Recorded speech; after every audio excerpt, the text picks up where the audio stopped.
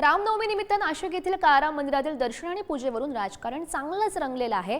पंढरपूर प्रमाणे काळाराम मंदिरात देखील मुख्यमंत्र्यांच्या हस्ते शासकीय पूजा करण्यात यावी अशी मागणी खासदार संजय राऊत यांनी केली। तसंच मुख्यमंत्री फडणवीस गेल्या 25 वर्षांपासून काळाराम मंदिरात दर्शनासाठी का आले नाहीत असा सवाल देखील त्यांनी उपस्थित केला। तर काँग्रेसचे प्रदेशाध्यक्ष हर्षवर्धन सपकाळ यांनी संविधानाची प्रत सोबत घेऊन रामलल्लाचं दर्शन घेतल्याचं बघायला मिळालं। तर छगन भुजबळ यांनी देखील काळाराम मंदिरात जाऊन रामलल्लाचं दर्शन घेतलं।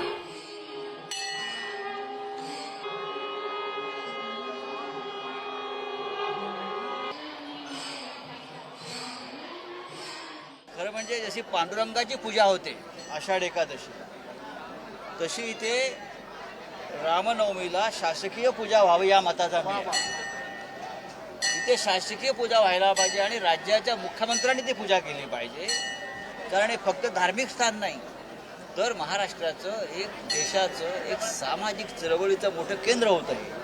मी पहिल्यांदा काळाराम मंदिराच्या दर्शनाला येत असताना मी तेच भारताचं पवित्र संविधान घेऊन आज मंदिरामध्ये गेलो आणि रामाचं दर्शन घेतलं आणि समतेचा विचार, बंधुत्वाचा विचार, संविधानाचा विचार हा सर्वीदूर नांदला पाहिजे ही कामना या निमित्ताने मी व्यक्त केली। दर्शन दरवर्षी रामनवमी आहे, आपलं कार्यक्षेत्र नाशिक आणि त्याच्यामुळे अख्ख्या जगातून लोक इथे येतात आणि यावेळेला मी कालपासून नाशिकलाच आहे।